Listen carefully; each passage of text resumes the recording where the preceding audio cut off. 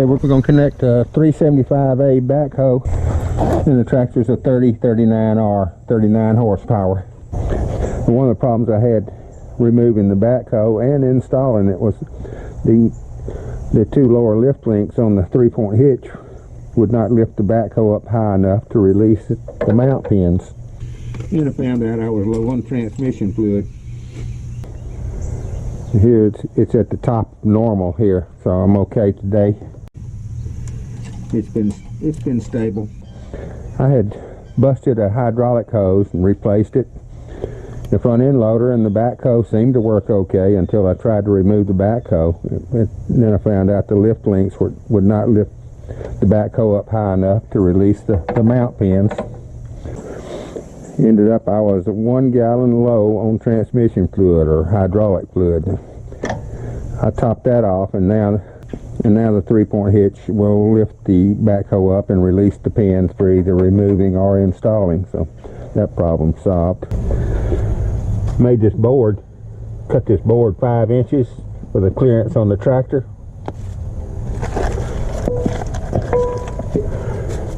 And you want to make sure the crossbar is below 5 inches so the tractor will back up over it without hitting it. For some reason my crossbar was at 6 inches at one time, and I could not back the tractor up over it. So we have a front end loader and a chain, hooked it up right here at the top of the boom, and lifted the bucket up and added about 5 inches of boards, and that lowered my crossbar down below 5 inches so I could back the tractor up over it.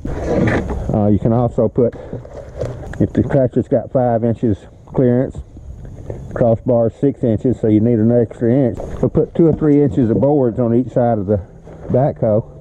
Say 3 inches of boards. Tractor's got 5 inches clearance. You back up on the 3. Now the tractor's got 8 inches clearance, and if the bar is just 6 inches, then you can back up and install the backhoe.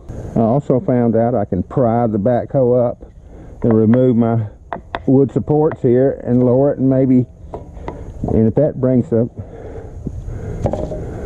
crossbar down below 5 inches, I'm okay. If not, if removing these boards don't allow you to lower the crossbar down below 5 inches, and then you can raise it up, block it up, remove these if you have them, and just dig out a couple inches. Or if the crossbar is 6 inches above the ground, the tractor is 5, you need at least 1 more inch, so dig out 2 inches here at the pivot points on both sides. Pry it back up, remove your block, and if your crossbar is below 5 inches, then you can install the backhoe into the tractor without it hitting the bottom of the tractor. But today we're okay.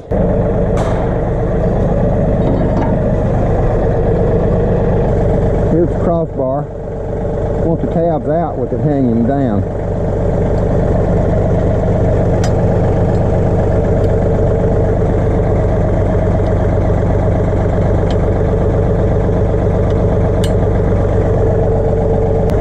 Just hanging down, you want the tabs pointing away from the tractor. I think that helps guide it into the slot on the backhoe. Well, the second problem I had is when this turnbuckle is in the lock position, this handle's in the way of the backhoe frame, so it comes up and binds the frame here, and it makes the pin bind. It's hard to get out. So I found that if you turn it 1/8 of a turn, now the handle's out of the way, and that's also a locking position, so that problem was solved. See, the bubble level makes it level with the center of the earth, but if this is the tractor, you want the crossbar level with the tractor. If the tractor's not level, you don't want the crossbar to be level with the center of the earth. You want it to be level with the tractor. However, this bubble is off to the side. You want it to be off to the side the same way with the crossbar, and then it'll be level with the tractor. So the bubble's off to the left of the center line. You don't worry about up and down. We're going left and right. And here it's off to the left of the center line. The crossbar is level with the tractor, and now these mount pins should go in and out easily. No force. The third problem was this pin would come out easily, and this one would be hard to get out, and that's because the crossbar was not level. So you want to level the crossbar with the tractor. Here I've got a bubble level. See, the bubble's off to the left of the center line, so we want the bubble off to the left. Doesn't matter about up and down, just where it is on that center line. So that's pretty good right there. You run it all the way up. I think it's about 2 and 2.5 turns. So that's all the way up. You want the bubble off to the left.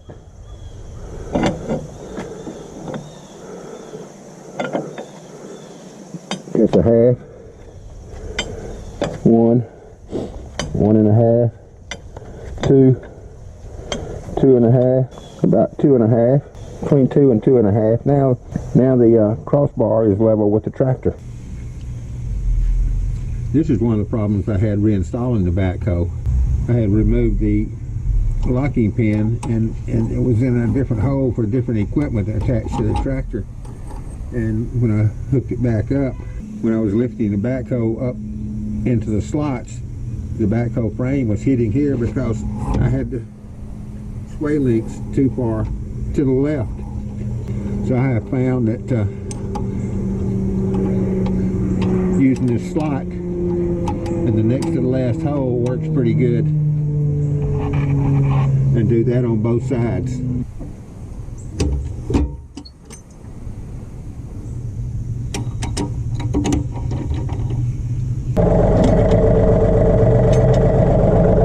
We'll remove the center link.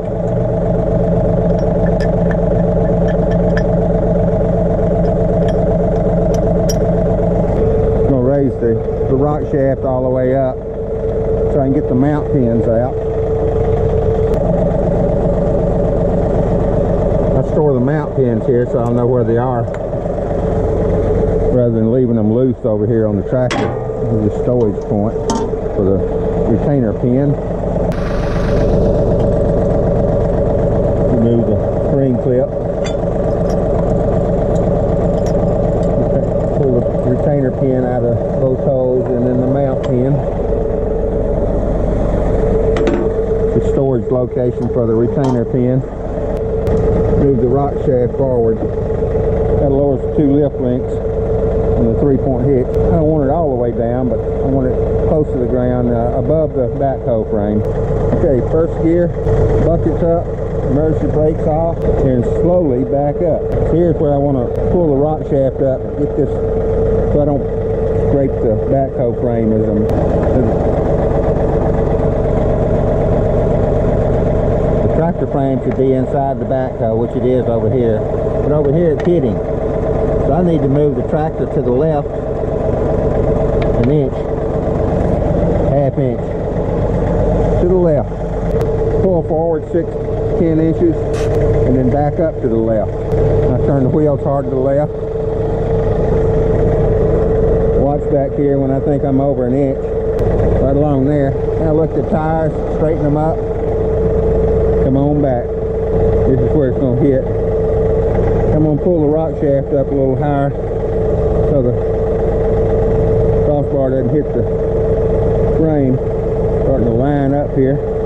And once we're back to here, you can lower the rock shaft all the way down. Let the lift links all the way down. You want to watch this and make sure it's close to the slot here. Looks like we're off to the side. So it's going to hit the tractor. It's going to hit the tractor here. So let's pull back up forward a few inches. And I need to move to the right. So I turn the wheels to the right.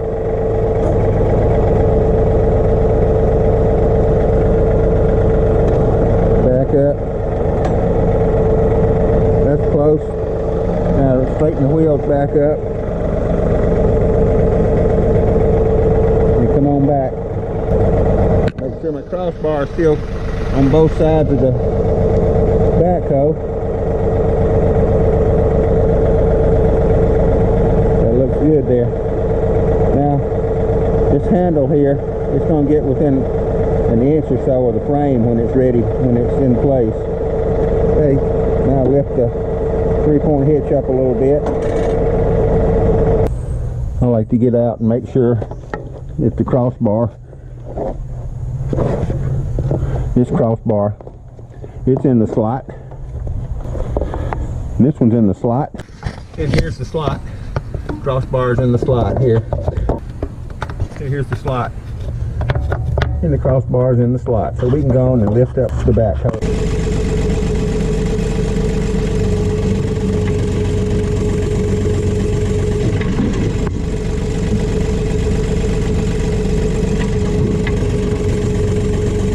Back up.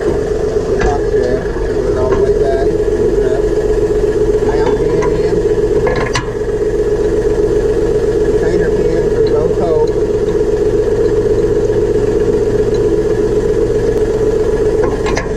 Mount pin goes in easy. So I got my crossbar level with the tractor.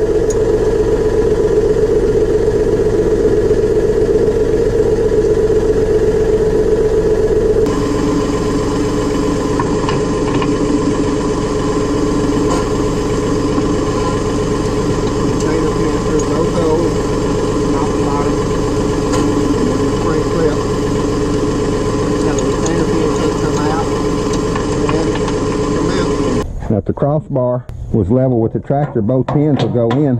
Retainer pin through both holes and clip it on the bottom. Do that on both sides. And this will tell whether my crossbar was level with the tractor. Went right in, no problem. Through both holes. Clip on the bottom. Retainer pin can't come out, mount pin can't come out. So we're through with the hydraulic on the 3-point hitch. We need to lower it. Not sure. Okay. This is the hydraulics for the 3-point hitch. And it's got a storage location here, which I don't like a whole lot, but that's how it came. It slips out a lot of times.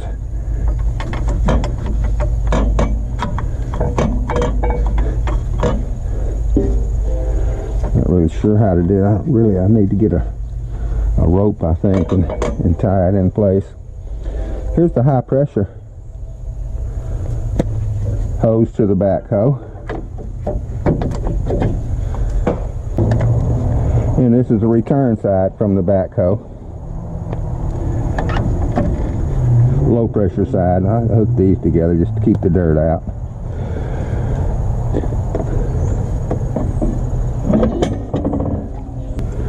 Here's a retainer clip for the boom locking pin.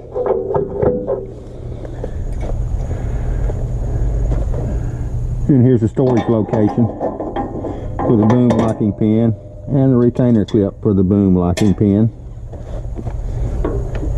This is a swing locking pin. And the storage location for the swing locking pin, so you always got them. And we can crank it up. Move the cylinders to the transport position.